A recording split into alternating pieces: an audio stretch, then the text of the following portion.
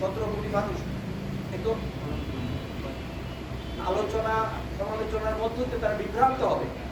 কোনটা সঠিক কোনটা বেঠিক এটা নিয়ে কিন্তু বিরাট বিতর্কের সৃষ্টি হবে আমাদের নতুন প্রজন্মের মধ্যেও। আজকে নতুন প্রজন্মের মধ্যেও বিভ্রান্তি সৃষ্টি করা হচ্ছে।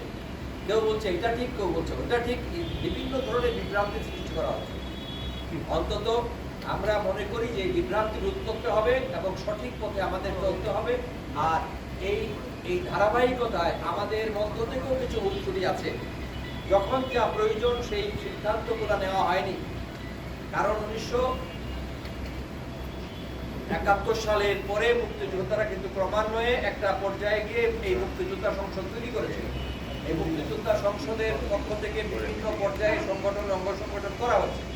মুক্তিযোদ্ধারা কিন্তু শুরু থেকে যুদ্ধে জয়ের পরে আর এই ধরনের পরিস্থিতি করতে হবে এটা তারা ভাবে নাই বলে তারা তাদের কর্মপ্রক্রিয়া চলে গিয়েছে।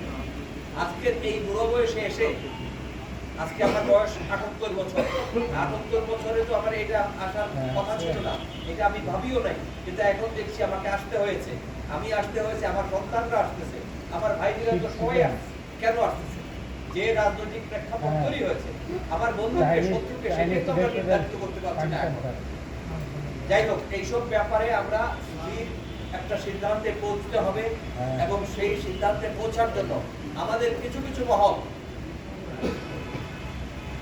ক্ষমতা প্রাপ্ত হয়ে বা যে কোনো ভাবেই হোক না কেন, যখন যে কাজটি প্রয়োজন সেই কাজটি না করে তারা ভিন্ন দিকে দৃষ্টি করার কারণে আজকে আমাদের মুক্তিযোদ্ধাদের মধ্যেও সেই ধরনের শৃঙ্খলা নাই, শৃঙ্খলা হয়নি।